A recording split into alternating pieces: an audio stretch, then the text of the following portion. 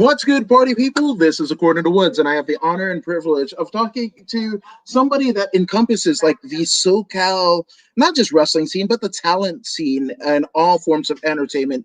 She is the host of Let's Get Serial on YouTube. She is the one and only Alyssa Marino. Alyssa, what's going on? Hi, how are you? I'm so happy to be on the show. Thank you for having me. Thank you for coming on because it's funny. We actually met at an MMA show. It's Lights Out Extreme Fighting at Commerce Casino, and man, it was just like, oh, the serial gal. I know her. I know her. My presence, I think, is pretty synonymous with serial, which was my quest in life. So that felt really good. Thank you. Yeah, no worries. And Raf Guillard says, "What's your?" Raf is Brazilian, so I'm gonna phonetically pronounce the pronunciation. He said, "What's your serial number?" Yeah, so there's my number one cereal is Golden Grams, so maybe that answers your question. There you go, 100%. Yes. So, I mean, my goodness, I want to talk about the wrestling side of your persona because, I mean, that is a large part of what's gotten you to the dance, right? So, I mean, what personalities drew you into professional wrestling? So when I watched wrestling for the first time when I was very, very little. I think I was like 5 or 6 years old. And I was watching highlights of The Undertaker and Paul Bearer, and I was so very afraid of Paul Bearer that I was like, Undertaker, I'm like, no, yeah, okay. But Paul Bearer scared the hell out of me. I was just so off-put by him. And that was one of my earliest wrestling memories. And then fast forward, it was off of my radar for most of growing up, and started watching again when I moved to LA, which was 2016. So I started watching, and I was so intrigued, and I just wanted to learn everything and learn more and more and more and gobble up as much as I could. I started playing with the idea of doing a manager character. So that was, I thought of inspirations like Paul Heyman. I thought about Paul Bearer and Sherry Martel. And I was thinking about all these great,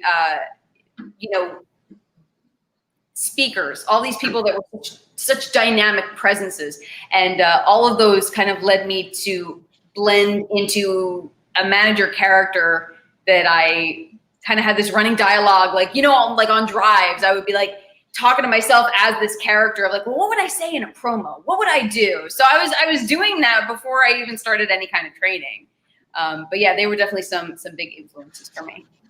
Now, talking about like Paul Bearer and The Undertaker, that whole package. When I loved wrestling as a young child, such as yourself, but that impact, right? The gong and that initial presentation of The Undertaker and Paul Bearer, still as an adult, married with kids, I am not entirely convinced that when I shut off my light, that I would hear a gong and The Undertaker and Paul Bearer. And that's even a little bit more real because obviously Percy Pringle, Paul Bearer, is on the other side. So I'm like, oh, that dude is definitely going to like haunt me.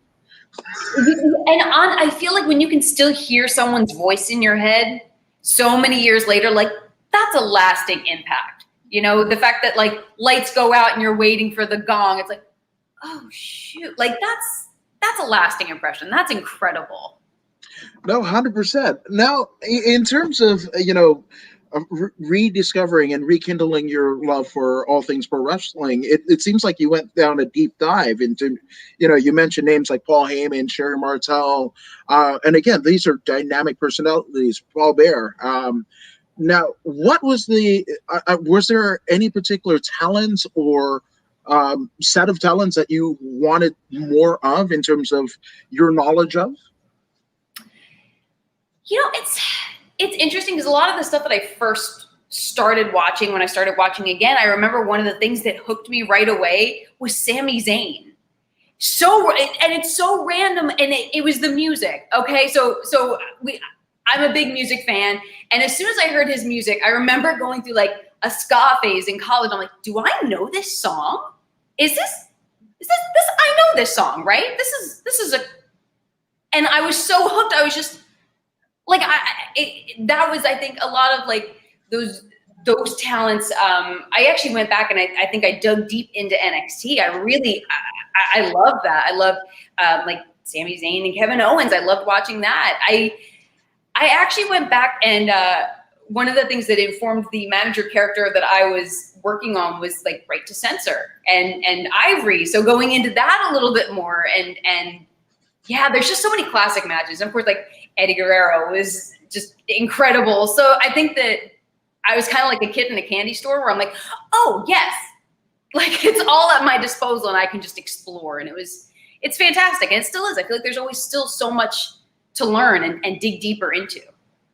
No, 100%. And Raf is saying that it's wise philosophy of Cypress Hill, taking tips from the gong. Yep, 100%. So, I mean, in terms of that, I mean, Sami Zayn, I heard that Sami Zayn is actually influenced by this gentleman, this particular luchador that used to kind of haunt the Southern California independent scene, one El Generico. He's very influenced. Yeah, I've heard of that. Obviously, Generico is at a convent in Mexico saving kids and with his wife and everything like that. But I mean, did you see what Sami Zayn saw in El Generico? Did you kind of go down a Generico wormhole? Oh, I mean, of course. I think one kind of fuels the other. You want to see what, influences are, what informed people's choices and how they convey their own selves, I think is important. Because Jericho's doing the noble work now. Yes, he is. And I mean, I'm waiting for some sort of executive power to give that guy Nobel Peace Prize, or at least nominate him, because my goodness. Come on, man. Now, and so, I mean, you're in college, you are experiencing wrestling, I mean, and with an expansive interest this time around, right? When does it kind of click to you, like, hey, maybe I can do this, and maybe I should, enroll in a school of sorts? Like, when did that fire kind of like, or the light bulb go, hey, this is what I'm going to do? So it was my friend's birthday, and he was really into wrestling. So I was doing some research, and I was like, well, I want to do something wrestling related. And turns out there's a wrestling school in Southern California called Santino Brothers Wrestling Academy that does a one-day tryout. I was like, well, this will be fun. I'll go along as like moral support, whatever, and it'll be fun. It'll be something, we'll do together. And, they took us through, stretches and squats and push-ups and bumps and running the ropes, and it was agony. And then we got to a part where they told us to cut a promo. And that's when I feel like things clicked. Because like I said, I'd been practicing like on my way to work, like this manager character that I felt like that was like, oh, okay. Like I did theater in grade school and in high school, and I did, I was on stage in college, and I was like, okay, I know this. Like I can't run to save my life, but I know this world I get. So that just felt like where everything kind of clicked. And I remember speaking with Gentleman Jervis, he had been running the promo portion of it, and speaking with Joey Chaos from Santino's, and they were both saying, hey, we were talking about doing a class just for people that want to be personalities. Not necessarily to do the full-on, wrestling school to be a wrestler, but we want to do this other program, like, in a couple months. And I was like, okay, in a couple months. So sure enough, eventually that came to be, and I was so quick to sign up for the class. I was like, yes, I need to do this. No, oh my gosh. Well, first off, that running the ropes deal. I mean, I think the best example of somebody kind of a novice in pro wrestling running the ropes is MTV True Life's "I Want to Be a Pro Wrestler." That happened in like the 90s and whatever. And I remember the dude hit the ropes the wrong way and just got like snapback of the ropes. So in terms of people that don't know, I mean, what is that experience like? And I mean, what are the consequences if you do it wrong? I think with anything in wrestling, there's so many consequences if you do anything wrong. So I'll say, well, one of the things that they had us practice, and of course, like this is so novice, beginner stuff, was like getting in and out of the ring. Because like there's a way to do it, and if you don't do it right, it's going to, it could hurt. One of the things they had us doing was actually flagging in and out. So like going over, like as if you were going to jump a fence, but you're off the top rope and you're jumping into the ring. The ropes freaking hurt a lot. So I remember I couldn't quite clear it. So I like scraped up like the inside of my leg, and I was like, oh my gosh, I haven't even done anything. I don't think I'm supposed to wrestle. So, but I think it's something that's important to do. I think that if you're going to be involved in wrestling, I think it's like managers and referees, especially because you're so close to the action, like you should take bumps. You should know what that feels like. So especially to do it, like we said, the right way, you know, I think it's interesting. But yeah, the ropes are hard, and it's not like a rubber band. It's like an elevator cable. So yeah, my move is like approach it timidly and then just roll, like go into like a taquito position, and I just roll under the bottom rope. I don't care who sees it.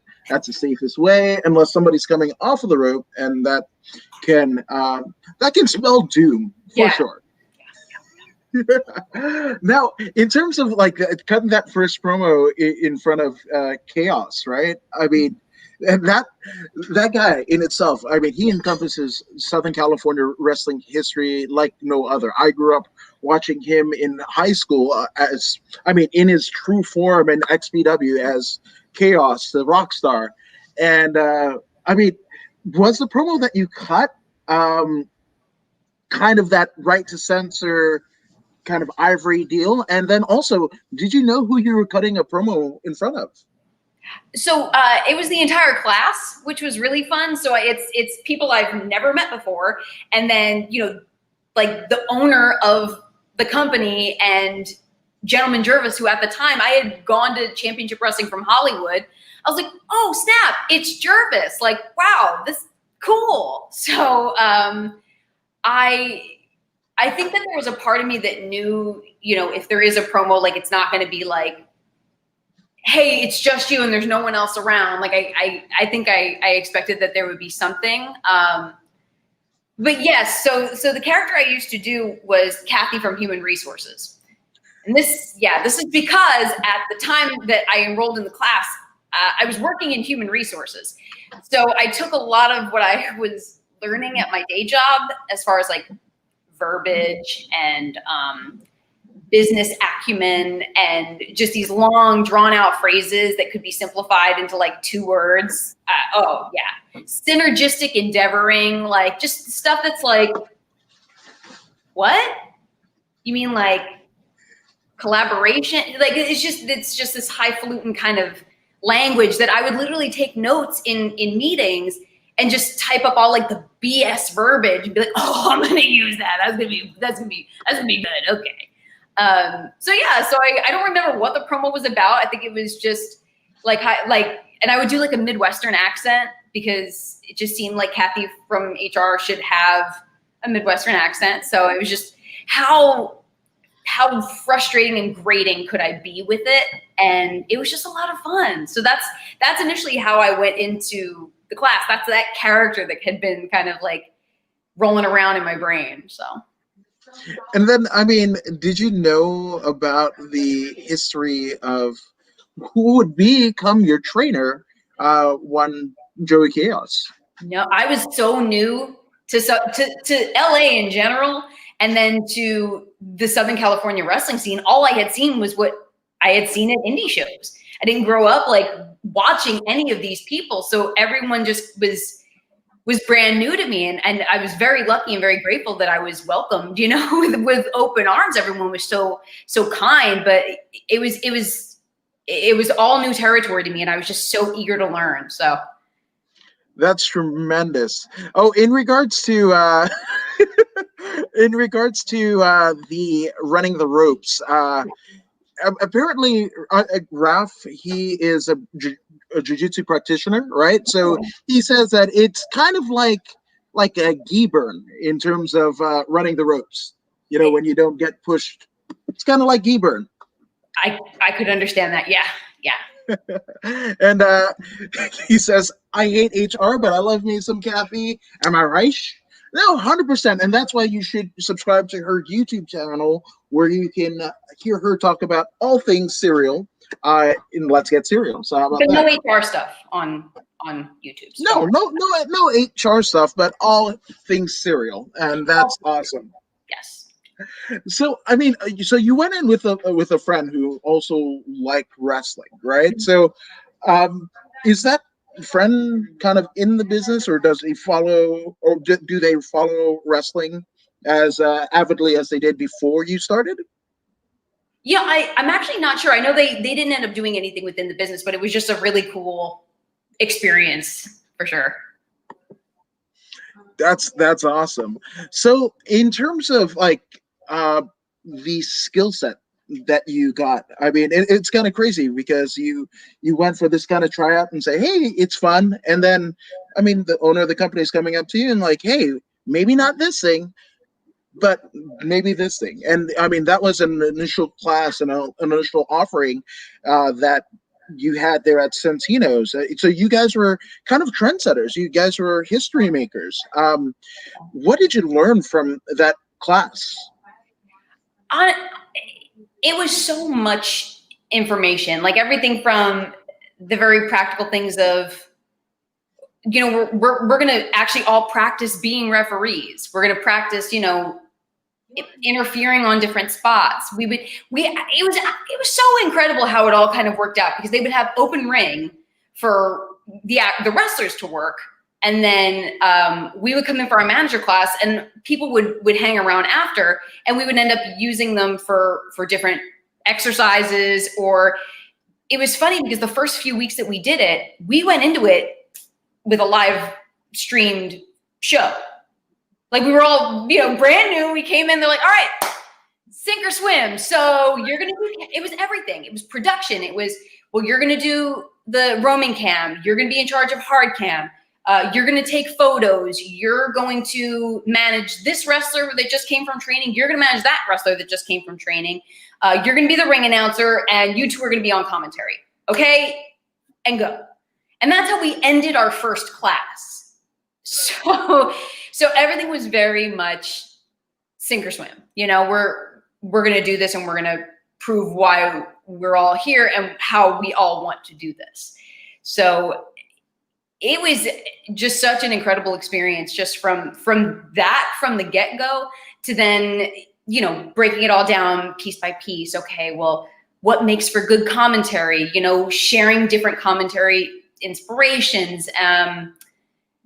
And like I said, we did spots where all of us played referee, and I shouldn't say played referee, but we all kind of subbed in as refs during spots. Like, what's the, you know, how do we kind of communicate to one another what we need non-verbally, you know, like how do we get this kind of chemistry with each other to get across what we need to get across. So it was a lot, and it was a whirlwind, but it was amazing. And then we would do, of course, different promos and things like that. I remember for one of our last projects that we worked on, we all did character promos, and I think we did green screen promos that we ended up kind of like splicing into a final project. So it was really just a very cool experience. And from that, we had people that really excelled at camera work. We had people that were really great at, when, you know, Santino Brothers was running their shows, would be, okay, like, we know how to set up the lighting truss. You know, we all were working ring crew. Like, we all know the inner workings of like how to run a show and help out where we can. So it just, I think it made us all very valuable members of a promotion. No, 100%. Now, I mean, sink or swim, right? And that is something that you definitely learned throughout your career. I mean, you've done it all. You've pretty much, commentated, you've done ring announcing. But I mean, you were in kind of an elite class, not kind of an elite class, you were. But in terms of the luminaries that were in in the Santino like kind of atmosphere and universe, like who were the names that you were kind of cutting your teeth with? I mean, like you see Holston Body on Championship Wrestling from Hollywood with Heather Monroe. You see, well, you hear and see Adnan Qureshi, the handsome voice. So I think definitely. I mean, James Robertson still is repping in around San Diego. So I love the fact that I'm still seeing friendly faces. I know Tim Fairplay. Tim Okay. Fairplay. We would do commentary for Santino, so it was really cool to see different personalities that came out of the wrestling class. I mean, Sarah the Rebel is working out in Vegas, so it's really incredible just how many different people from that one class kind of just spread out in different directions. It's been amazing. No, 100%. And in terms of, I mean, the gold standard that is Santino's in terms of getting wrestling training, and I mean, just what you really need and setting a solid foundation. We're talking about, Doomfly, Eli Everfly, and Delilah Doom. We've got Ruby Reyes. There's a Sean Black, Mariah Moreno. I mean, there's a list down and all. I mean, the list goes on, and especially the fact that, I mean, people like, oh, Brian Kendrick, former WWE Cruiserweight champion, was kind of helping teach a class and a school of his own, right? And I mean, that was a place that was entrusted by the WWE to have, like, oh, the four horsewomen of MMA go ahead and train before they ascended to what they ended up becoming in WWE and NXT, respectively. Absolutely. I mean, and think about just even other talents that have come out of that school. I mean, Brody King, Jake Atlas, like there's incredible talent coming out of SoCal in general. I think is a hidden gem that's so tired of being a hidden gem because they're so damn good. Like the talent out of SoCal is incredible. But even just out of Santino's, I think is phenomenal. Absolutely. So, I mean, how long was it after graduating from the school and then having your first show? Was your first show a Santino Brothers show, or was it elsewhere? So we started training in October, and my first it was a Santino show where I first made my debut, and that was in December. So it was really interesting, and I think Adnan was ring announcing. I think he'd done commentary too with Halston, I think. But we all kind of around that same kind of like winter time were starting to do things. And then I think I ended up doing my first outside of Santino show, I want to say April. And that was Championship Wrestling from Hollywood. So that was when I first started doing interviews for them, which is why I did Kathy Campanelli, because I was like, well, if Kathy gets promoted and maybe goes to HR, I don't know. I was thinking about a way I could try to do both. I don't know. But yeah, that was where Kathy Campanelli came into play, and then it all just kind of went from there. So theoretically speaking, right? I mean, if I'm not to say if you had gotten your way, but I mean where Kathy Campanelli and HR could have gotten promoted to, like, where did you see the character eventually going? I think that's the problem, that I didn't know. I just knew that I was doing this kind of, evil GM character that wanted to end all fun. And I remember doing a Santino show. I had been kind of like on the fence where I was like, I kind of just want to do, more interviewing and commentary. I had just started doing commentary like a year after we started the class. And I was like, I don't think I want to do the HR character anymore. So I got fired. And Sylvia from Santino Brothers clotheslined me, and it was a terrible. The bump was so bad, but I did my best. But I loved the idea of being this, no more jumping off the top rope. You're going to be fined because that's illegal. We're not doing that anymore. And but I didn't really have an end game for her. I didn't really think, oh, well, Kathy Campanelli is going to go into the HR department. You know, I never really drew the parallels. And I mean, I wonder what could have happened if I did, and if I really pushed for that. But I think I was just really happy doing the interviews and starting to do more commentary on indie shows out there. So all happened, you know, the way it did.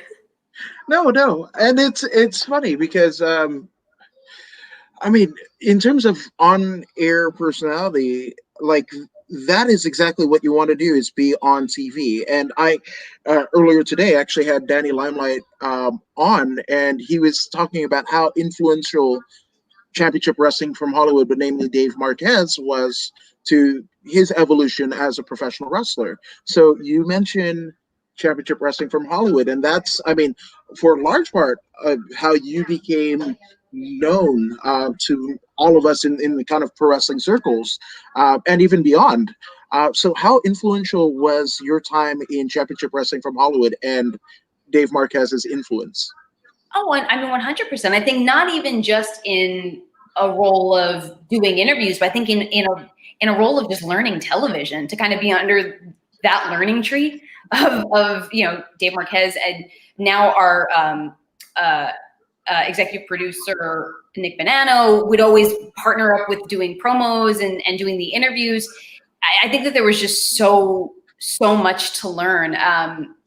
The best way to phrase things for an interview, how to hold the mic, like things I didn't really think about, of like how to hold the microphone right. You know, what do I toss it to commercial break? Where is it? Learning how to read like a TV format. I think there were so many things that I had never considered. Yeah, it was just so much. And even to just kind of pick Dave Marquez's brain about like, okay, but how does this work? So it's distributed on these chat, and like the stupidest questions, but just, you know, he's very patient and just kind of breaking things down to me and just how kind of the TV distribution works. So, and like we said, like, you know, people that have an influence on you, learning about what influenced them and just kind of how, you know, his story and how he got started with things. It was just fascinating. It's just really interesting to learn and see where things are going to go next.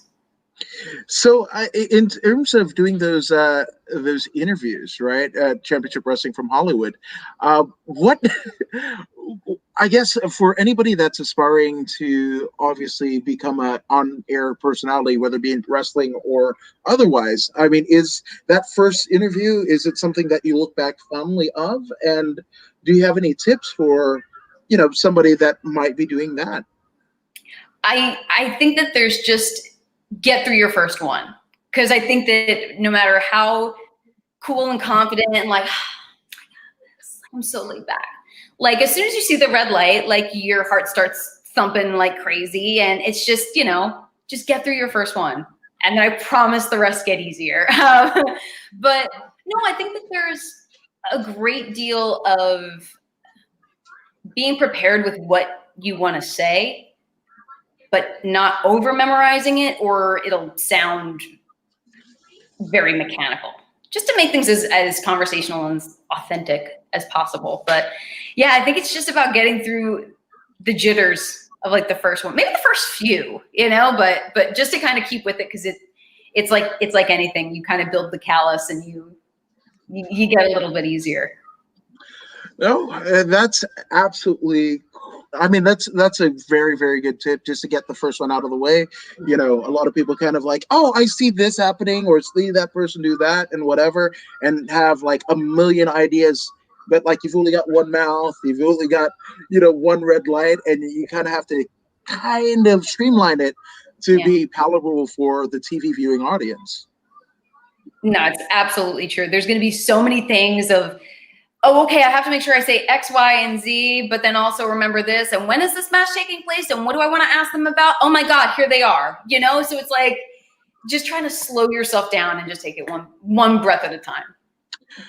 Now, speaking of one breath, Ralph says, in the end of my ocean, my teeth fall out from all of the bones I teach. So he basically thought bones were bumps, and yeah, so Oh, you might want to get somebody to look at that, Roth. I mean, hopefully you have a medical facility by you. yeah, yeah. Trained medical professionals. Yes, absolutely. Now, who was the first promo with? Who was the first interview? Do you remember? So I remember doing an audition, like a practice interview with Ty Matthews. So I remember doing that. I think one of my first. I'm trying to remember. I know that was like my practice one. Heather Monroe, I think, was one of my first episodes. And I remember just being so nervous. I was like, Heather Monroe, right? I knew Heather Monroe's name. I was like, Heather Monroe, right? But that's the thing, is that like I had so many things going through my mind that I was like, I just want to make sure everything is correct, and I have everything I need to say, and this is how we say her name, and this is like I think I was so nervous. So yeah, I remember just like double checking her name. But yeah, that's how nervous I was. No, it happens. It happens. I mean, funny things happen when that red light happens. But what you do with it. Sometimes that's the beauty of we live or live to tape kind of content, right? Is Yeah, you might think you know what you're going to say, and then what you say is absolutely different, but it ends up working. Like it's not left on the cutting room floor, and it's amazing. absolutely. Having a little bit of a background in improv, huge help. Just roll with the punches. Just have fun with it. No. So in terms of seeing yourself, the first time that you saw yourself on TV on KDOC, like what was that feeling like? I mean, all of the work, and essentially you took this kind of path in your career as almost a dare, right? Or almost a dare, or let's see how things turned out with your friend and all this. And then now you're at the promised land. You're on TV on a wrestling program that's going through the airwaves literally nationwide. What was that feeling like? Yeah, man, it was really exciting. I remember like, cool. But then it's like, wait, I said what? Wait, my hair looks like that. So I think I like, the initial like, oh my gosh. But I think like a lot of people, especially in this business, I am very much my worst critic.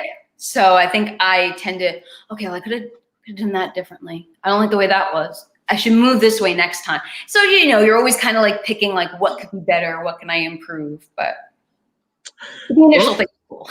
No, I mean, apparently Roth has the same kind of issues because he says in his village, we share a mirror on the wall. It's always a surprise to see who steers back. So shout out to Roth. Never know. And shout out to Roth and his village and his mirror. Hopefully it's the same village that, I mean, El Generico's at. That'd be cool. That'd be really cool. So, in terms of people that you loved working with on your kind of, I would say your ascension, right? In the business, like who are some of your favorite people to interview or do the Let's Get Serial show with? I mean, since that first one, Heather Monroe has been so much fun to work with.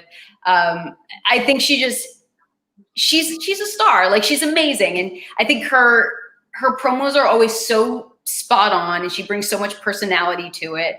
I love working with Andy Brown, of course. I just enjoy him, love him to death.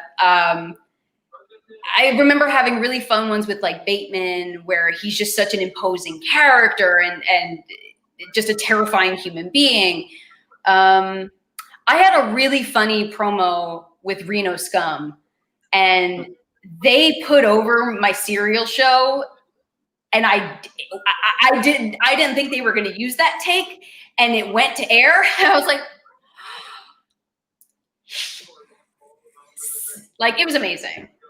It was incredible. If you get a chance to find that promo, watch it because it was hysterical. Adam Thornstowe somehow tied in, we're going to snap, crackle, and pop you. And I was like, oh, they did it. Oh, they did it. So that was a lot of fun.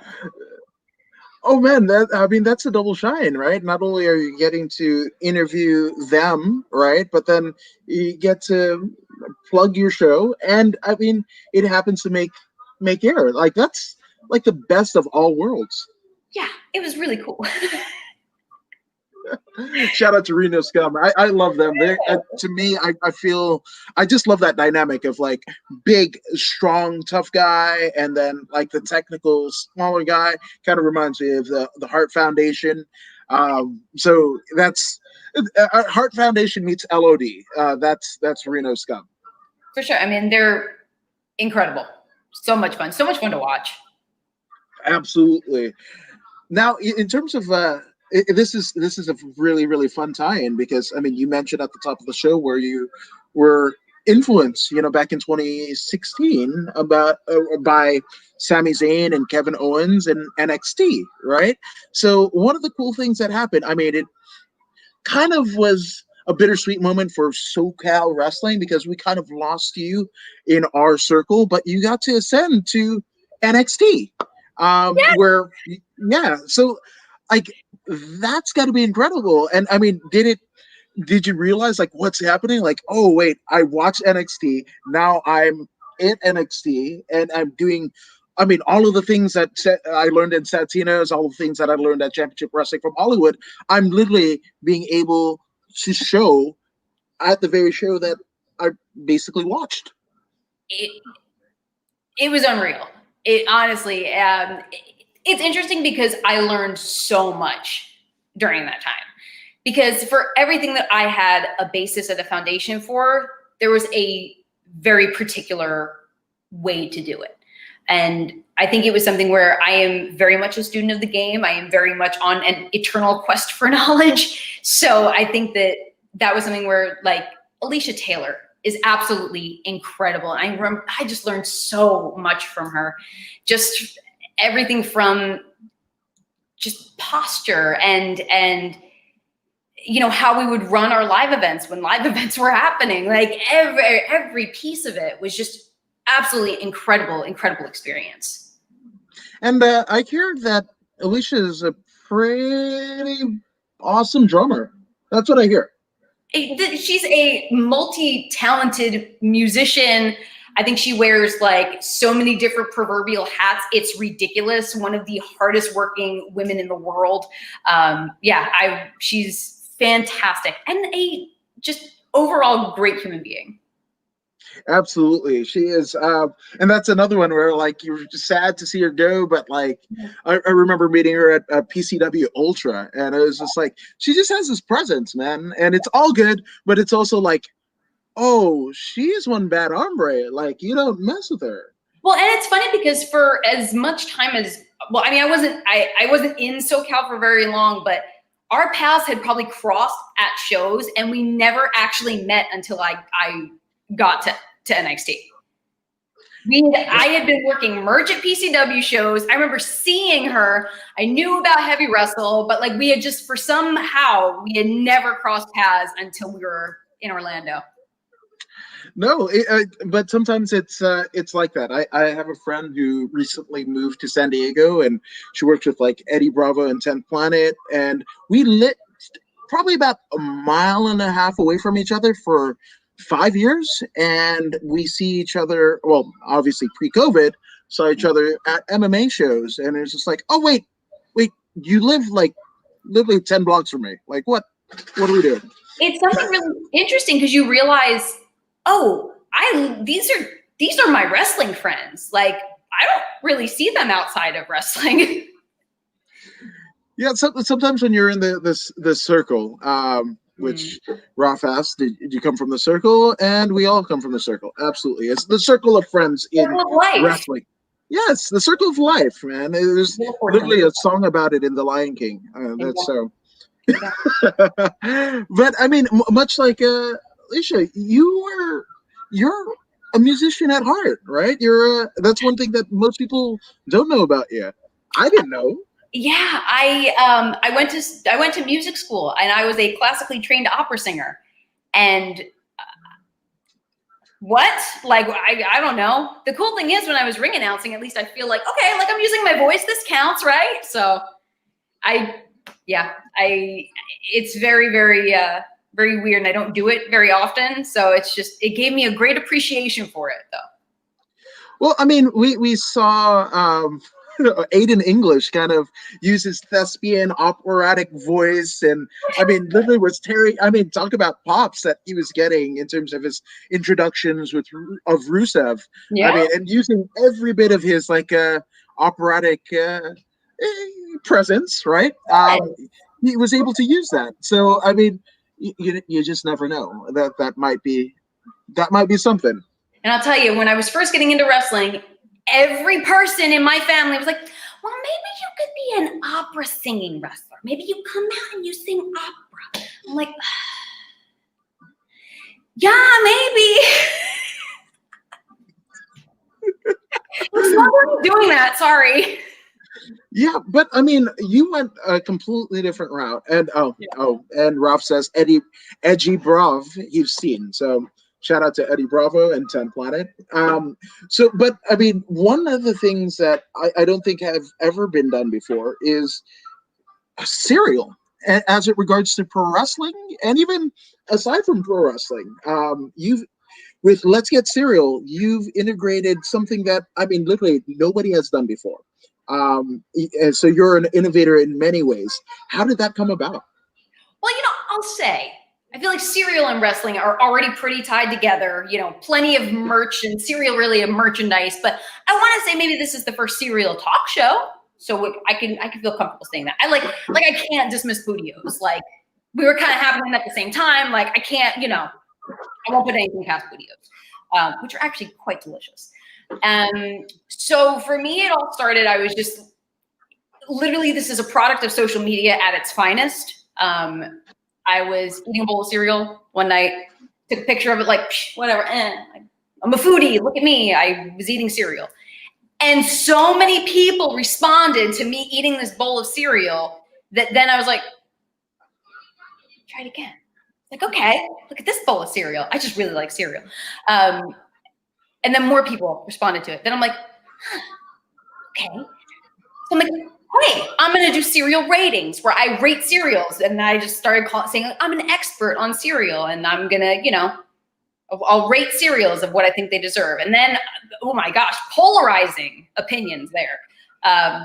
To then just evolving into, well, now I'm going to eat cereals. Now I'm going to review cereals, like new cereals I haven't tried. And then it just, people were starting to refer to me as the cereal girl. Like, oh, you're the girl, you do the cereal. So I started taking cereal to shows. So I started asking people to eat cereal with me. So it started to turn into an interview show. So it just kind of, from just taking a picture, thinking I was some kind of foodie, to then doing interviews and doing basically like a little talk show.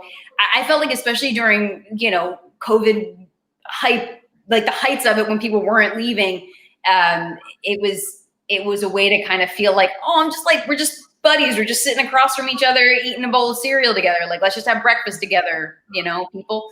So I think it just kind of developed and changes, and it keeps changing in different ways. And I'm just here for the ride. I just like eating cereal. Has there been a cereal that you didn't like? Yes. There's only one cereal I haven't finished the bowl. Okay. And that was Hostess Donuts. It was the powdered sugar donut cereal. I don't know what it was. It was just something, they turned to like a sludge. I couldn't finish the bowl. It was the only one I have not finished. I finished some pretty nasty ones, but that one I couldn't. Yeah, I mean, on paper that didn't even, I mean, more power to you for sticking through and taking one for the team and your viewing audience. But I mean, even that just kind of, it screams diabetes. Like, I want an insulin shot after. Most of the things I eat do, which is, yeah. Sometimes it beats like that, like a system of a pin. That's a different pronunciation, Raf. But sometimes bad cereals that happen. So sometimes it happens. Yeah, 100%. who has been your favorite guest? I know they're like babies, and everybody that um, has graced your show, you definitely honor. But I mean, there are some that are surprising. One comes to mind, but I want to know yours. I'm trying to think. I had one. Hmm. Okay. Okay, I have two. I have two episodes I really liked, and both. I'm just gonna like kind of try and cheat the system because both of them were people. I had two people on them, so I gotcha. So one was I had on Jake Atlas and Heather Monroe. That was tons of fun, just because they're hysterical, and I think we actually tried two different cereals because it was like a pre-show, like, hey, let's just get sugared up. And then I did one. It was around Halloween, so we did a Halloween themed one, and Halloween's my favorite holiday. And I was with, at the time, the Sexy Time Murders, Andy Brown and Bateman. So that was, yeah, I really enjoyed that one. So, in terms of surprises, right? I was surprised, especially in the aforementioned Heather Monroe, Jake Atlas uh, episode, that the undead bride, Sue Young, likes cereal. I had no idea, and Pop Tart cereal at that. Like, Yeah. what? What are we doing? You never know what's going to happen on Let's Get Cereal. I don't know if you saw, but I just had a trick-or-treating episode where I had trick-or-treaters come by. So it's like, you never know who's going to make a cameo on Let's Get Cereal. I mean, recently there haven't been that many because, nobody's seeing much of anybody, but virtually we're making it happen. There it is. There it is. Sometimes it beats like that, and sometimes you have to make it work. And Ralph says, in terms of cereal, high protein, uh, low carbs, high fibers, and omega-3 fatty acids, deep, delicious bicep with a crunch. Yes. So there you go. Noted. Noted. Noted. So obviously we mentioned Jake Atlas, right? And he has, I mean, a Santino Brothers a graduate, as somebody that you have worked extensively with. And that guy ended up at NXT, much like yourself. How has it been to see his kind of escalation, not just in his career, but his ability? I mean, that top rope cartwheel DDT, like, holy hell. It's incredible. So, what has it meant to see him kind of flourish? I mean, it's incredible. He's like, it's like rooting for your family. We all come from the Santino's family, and it was funny because we kind of, I think he found out before I did. So I already kind of knew what was going on with him, and then I held on to mine. I didn't tell anybody. And then when I finally told him, oh man, he was both very angry at me that I held it back for so long, but he was really, excited. So to see everything that he's doing is just absolutely phenomenal. Like, he's always been incredibly talented, but just to see how he grows with, I would say, just his presence in the ring it's undeniable. Like, it's incredible. I mean, just watching him every week, like watching him on Halloween Havoc, I was like, hell yes, yes. So it's really exciting to see people that you consider family doing amazing things. Absolutely, and that PC environment, that is very much like kind of a family, right? So to see people like Jake, people like Johnny LaCosta that you've worked with before, and you guys are there together. That had to be like super super cool. It was really cool, and then especially like Alicia being from the SoCal scene. It was a really interesting kind of vibe of just kind of everyone getting there and be like, hey. I think I ran into Costa when I did my interview. He's like, I was like I said, I kept that stuff under wraps. So it was really funny though. That's tremendous. Now, I mean, one of the cool things about the Performance Center is obviously all of the learning and tutelage that you have. I mean, people that have done incredible things in the business. So, I mean, I don't want to say like a favorite trainer and coach, but I mean, no, I'm not going to go there. But I mean, who are you? You obviously you surprised Johnny LaGuasto. Who are you surprised to see in that coaching role? And you're like, oh, whatever they're taking, I want all of it. There were, I mean, I don't think there were any surprises. I think there were definitely coaches that I got feedback from or got advice from that I wasn't. It's like, oh, like little old me, like what the hell? What? You're gonna? Oh, what? Okay, whatever you. Yes, you have advice. You're gonna share insight with me. Okay, yes, please. So I think there were more instances like that, but I was definitely not, surprised of anyone that was in the roles that they were in, just kind of marveling at them, just like, very cool stuff. Yeah. Oh, you would have played it. You played it so much better because if I saw Norman Smiley or Robbie Brookside, like that's where you kind of lose your shit. You're like, oh, I world of sport, like holy fuck, like that's what we're doing. I think honestly, it's just I think it's more just being in awe of what they have to teach. Not that, oh, it's, I've seen you this place or that place, but it's like, you have so much knowledge. You have so much insight and experience to share. Like, that's incredible. So. No, 100%, 100%. Now, kind of moving a little bit away from wrestling because there's much more to you than just wrestling and cereal, even though those are large attributes of yourself, right? But Ralph wants to know what instrument do you play, if any? So I sing, and then I dabble at the ukulele, and I played piano for maybe 4 years, but I can't remember. I remember scales. I was never good at being coordinated. So. What was the first song that you learned how to play in both instruments? Okay, so for piano, as far as like a modern song, teaching myself, I think it's like, oh man, I was in high school, so it was "My Immortal" by Evanescence, of course. The first song I taught myself on ukulele was I want to say "Alleluia," Jeff Buckley. I think so. That is, I mean, that's pretty cool. That's pretty awesome, and you are a lot more controlled than I because, like, I have my dad was a musician, contemporary jazz musician in San Francisco, like actually a busker, right, a street performer.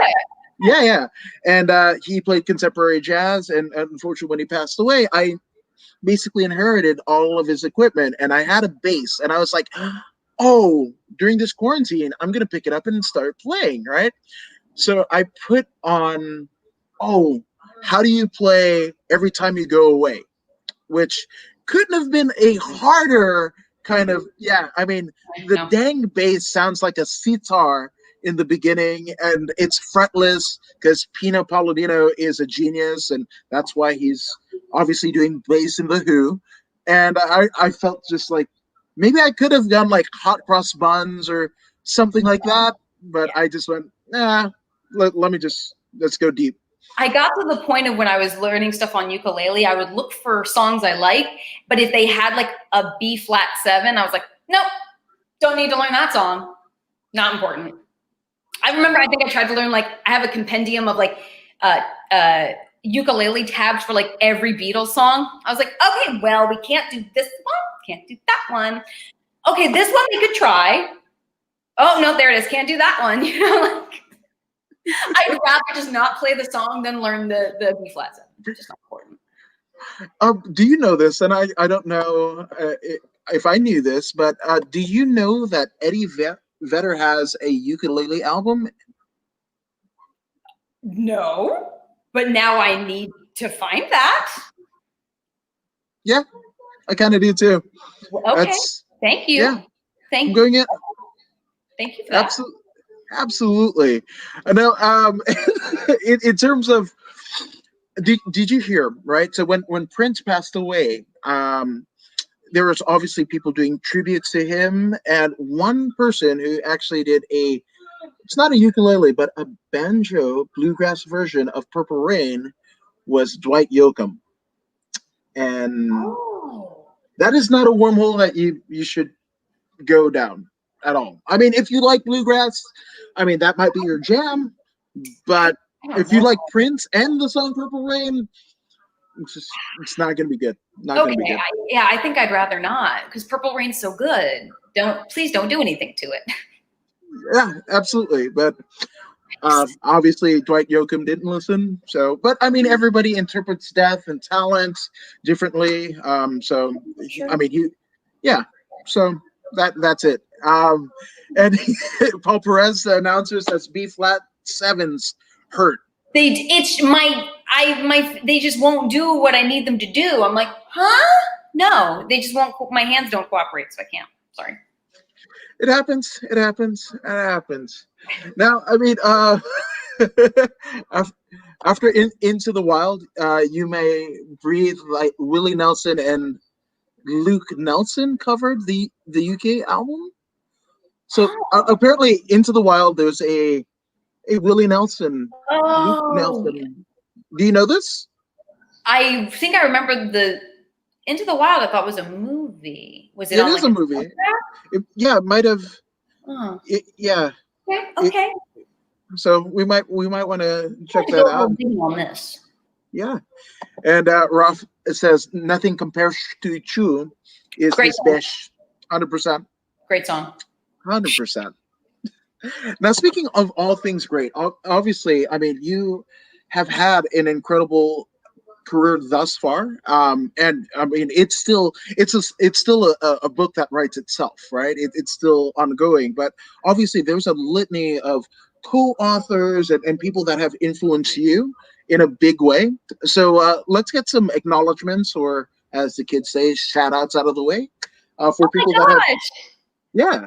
I hate doing these so much. Afraid I'm going to forget somebody. Oh no. I mean, obviously, like Santino's, anyone that gave me a chance at doing commentary, from West Coast Pro up in NorCal to Championship Wrestling from Hollywood now to Primetime Live.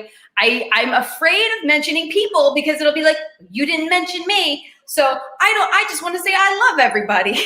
and this is called, being diplomatic. And that's, no, honestly, like, I feel like everyone that I've encountered along the way in any, capacity has just helped me in their own way. I think from anyone that's taken a chance on, having me work one of their shows, to anyone that's just passed their knowledge to me, to anyone that's sat and talked about, wrestling psychology with me and explained insights.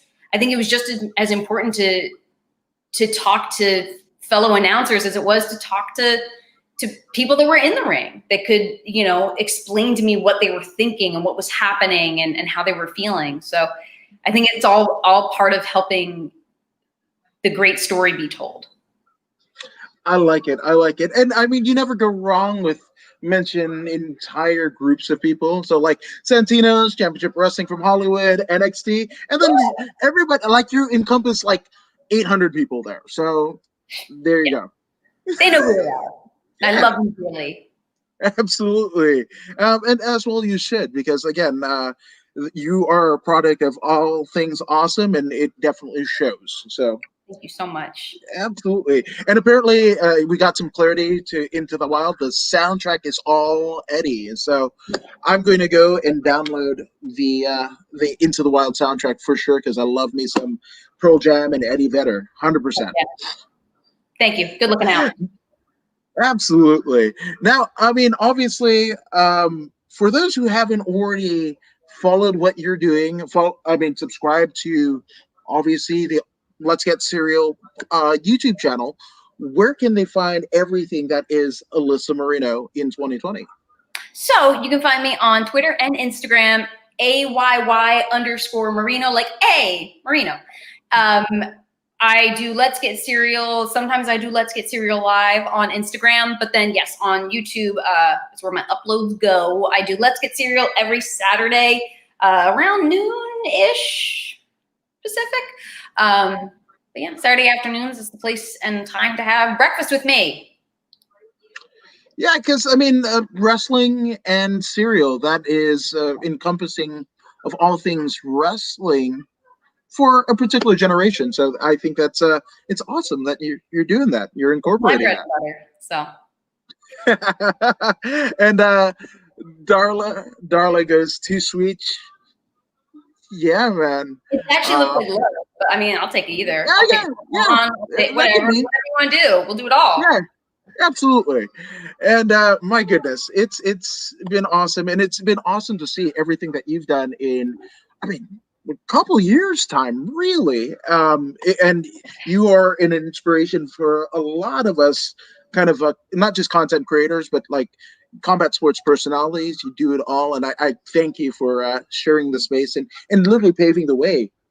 Oh, thank you so much. That's very, very kind, and I think we all have a lot of cool stories to tell. So let's all tell our stories. Let's go. Absolutely, absolutely. And thank you for allowing us to tell a bit of the story, you guys there. And if you haven't already done so, we warmly encourage you to subscribe to According to Woods, right? Oh, absolutely. Yes. Let's watch this over and over and let's watch more. Let's do a deep dive and just like watch all the episodes.